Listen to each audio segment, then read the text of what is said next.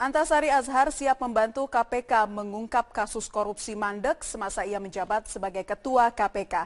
3 kasus besar menurut Antasari perlu mendapat penjelasan ke publik adalah BLBI, Senturi, dan IT KPU. Pasca gerasinya dikabulkan oleh Presiden Joko Widodo, Antasari merasa berhutang meninggalkan 3 kasus besar sebelum ia diseret ke penjara. 3 kasus besar diantaranya kasus Senturi yang menunggu audit BPK, kelanjutan BLBI, dan IT KPU. Antasari berharap pemberantasan korupsi tidak berhenti di periode tertentu. Ia mengaku siap membantu KPK periode ini untuk mengungkap kasus-kasus mandek. Ia membantah memiliki kepentingan di balik kasus tersebut.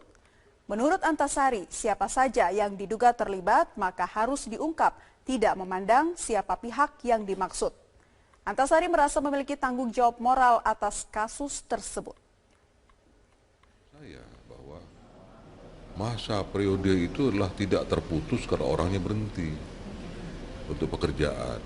Jadi kalau orangnya boleh pindah, boleh berhenti, boleh beralih tugas, tapi pekerjaan harus dilanjutkan. Tapi sampai sekarang itu semua berhenti. Ini yang kegelisahan saya sebetulnya. Ya sebetulnya kalau ada yang bilang untuk apa Antasari peduli itu, dia sekarang tidak menjabat lagi, benar. Tapi saya selalu warga negara, ya kan. Dan saya juga sering ditanya orang sebagai pertanggungjawaban moral saya.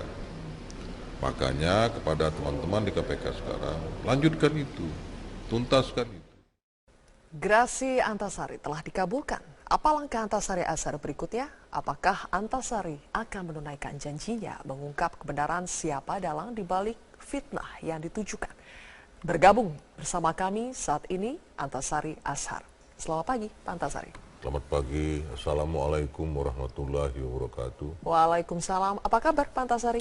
Alhamdulillah baik. Apalagi setelah menerima gerasi makin baik dong, Pak?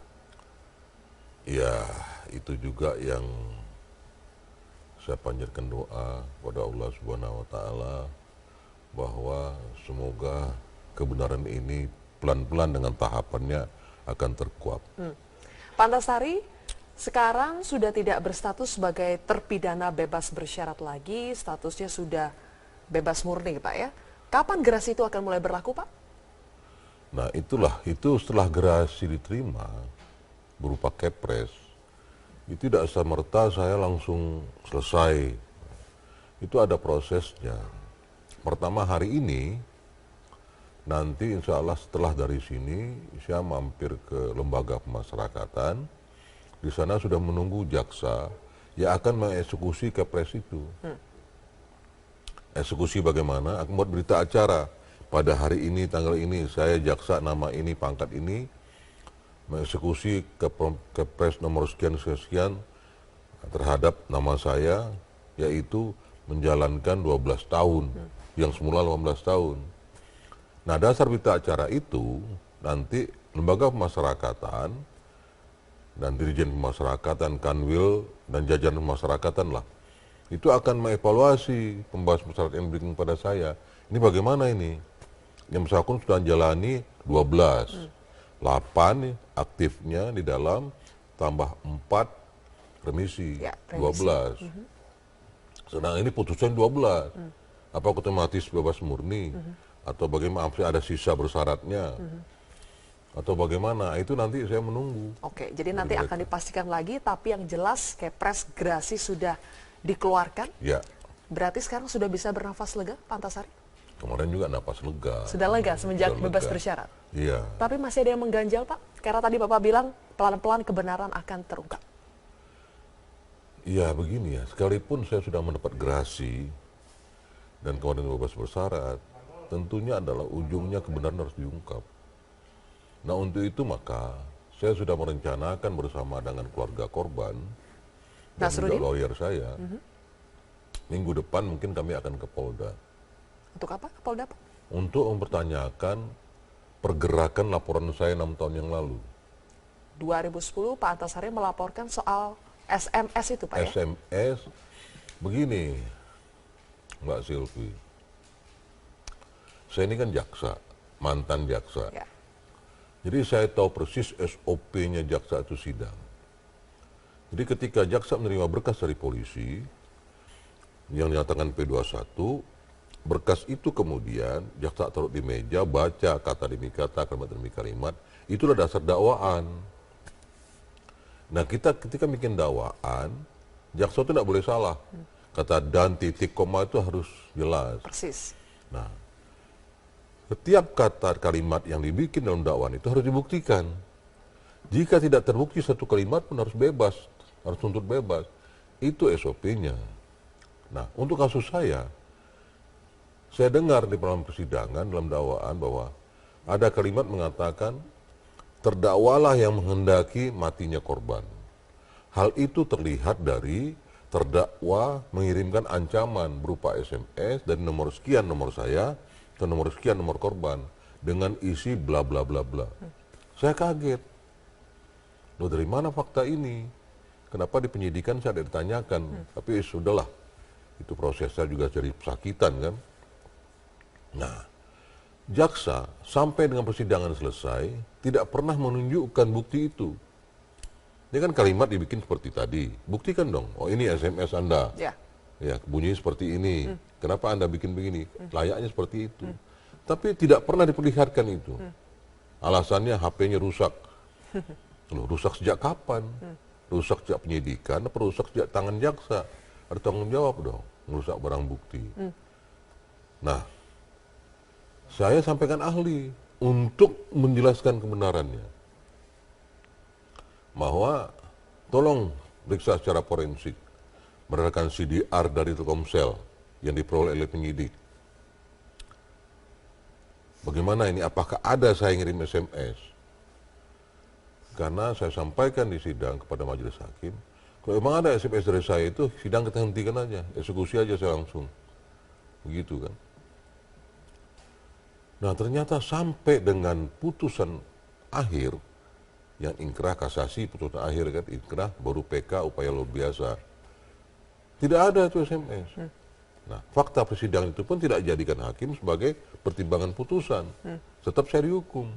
Nah, dengan berita acara dua sumpah dari saksi itu, dengan berdasarkan keilmuan yang mengatakan tidak ada SMS itu, dan dasar daripada CDR itu mengatakan ada 50 SMS maupun telepon yang masuk ke saya, tidak tahu asal-usulnya. Artinya Pak Antasari ingin mengatakan bahwa pintu masuk Bapak untuk mengungkap kebenaran ini dari SMS itu? itu. Karena itu yang telak. Saya laporkan ke Mabes Polri. Mabes waktu itu laporan ke sana. Seminggu saya lapor, saya minta lawyer saya ikuti perkembangannya. Lawyer datang ke saya melaporkan bahwa Mabes Polri tidak mau menangani. Karena ini dimulai oleh Polda, biar Polda yang menyelesaikan. Diserahkan ke Polda. Nah, intenlah kita ke Polda datang. Tapi tidak ada penyelesaian, tidak ada pergerakan sama sekali. Sekarang setelah mendapatkan gerasi, Pak Antasari merasa peluangnya lebih besarkah kasus ini bisa terungkap? Ya, pertama minimal gerak saya. Saya, pagi ini mau ke Polda bisa. Kok dulu kan tidak bisa. Saya di dalam.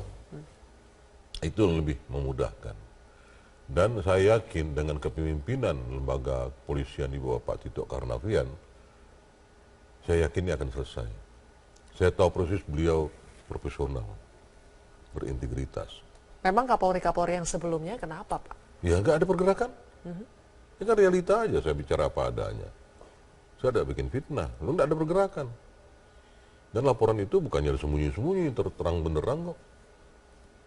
Karena itu Bapak yakin ya sekarang di tangan Pak Tito bakal lebih terang benderang? Saya yakin.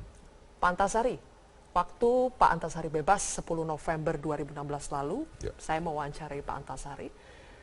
Pak Antasari waktu itu bilang bahwa selain soal SMS itu, Pak, ada satu lagi bukti yang membuat Pak Antasari yakin bahwa kasus ini sudah direkayasa karena ada orang yang malam-malam mendatangi rumah Bapak, membawa pesan dari seseorang, mengingatkan Pak Antasari untuk melakukan sesuai dengan kemauan pesanan itu. Dan kalau Pak Antasari tidak melakukan, hati-hati dengan konsekuensinya.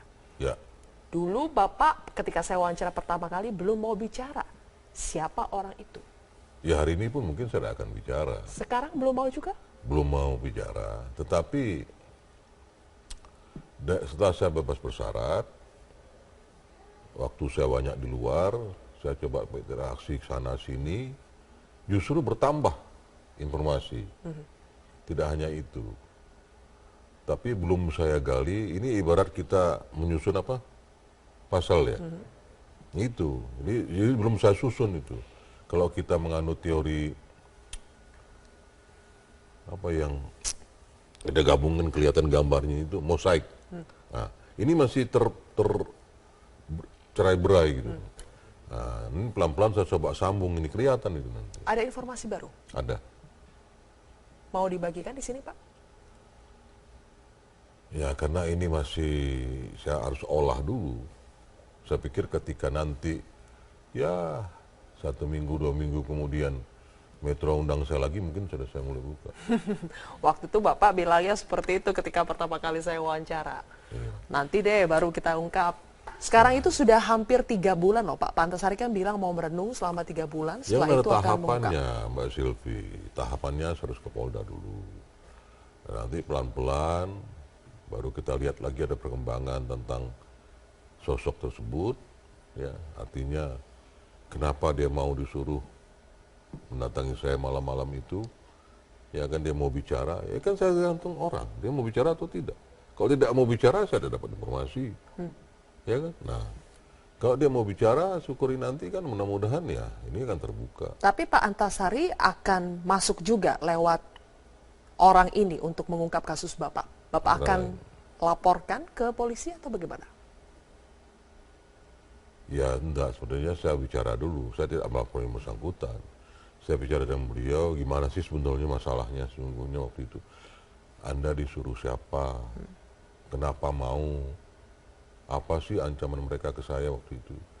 Nah, kalau beliau cerita nantinya, nah cerita itu akan saya kembangkan dalam laporan. Orang itu pesan apa sih ke Bapak, Pak, waktu itu, Pak? Pokok jangan lakukan tindakan hukum terhadap si A. Ini orang yang sedang Bapak tangani ya ketika menjabat sebagai Ketua KPK. Kasusnya sedang bergulir. Ya, saya katakan pada waktu itu bahwa bagaimana mungkin saya mengikuti arahan Anda, saya bilang gitu. Penahanan terhadap si A, berarti orang itu sudah ditetapkan sebagai tersangka, Iya. sebentar lagi mau menjadi tahanan. Tahanan. Karena SOP KPK itu kalau tersangka cepat atau lambat pasti ditahan. Nah, saya dihalangi melakukan itu. Dihalangi, alasannya kenapa Pak? Kenapa dihalangi? Ya dihalangi artinya jangan lakukan itu, berarti kan dihalangi. Kenapa orang ini seperti mau melindungi orang yang akan ditahan ini? Justru Apa hubungannya sama dia Pak? Justru itu yang akan saya tanyakan nanti. Kenapa dia mau disuruh? Apa kepentingannya? Apa hubungannya orang yang akan ditahan itu dengan orang yang menyuruh dia Pak? Kalau sampai saat ini saya lihat sih hubungannya hubungan persahabatan biasa ya. Persahabatan?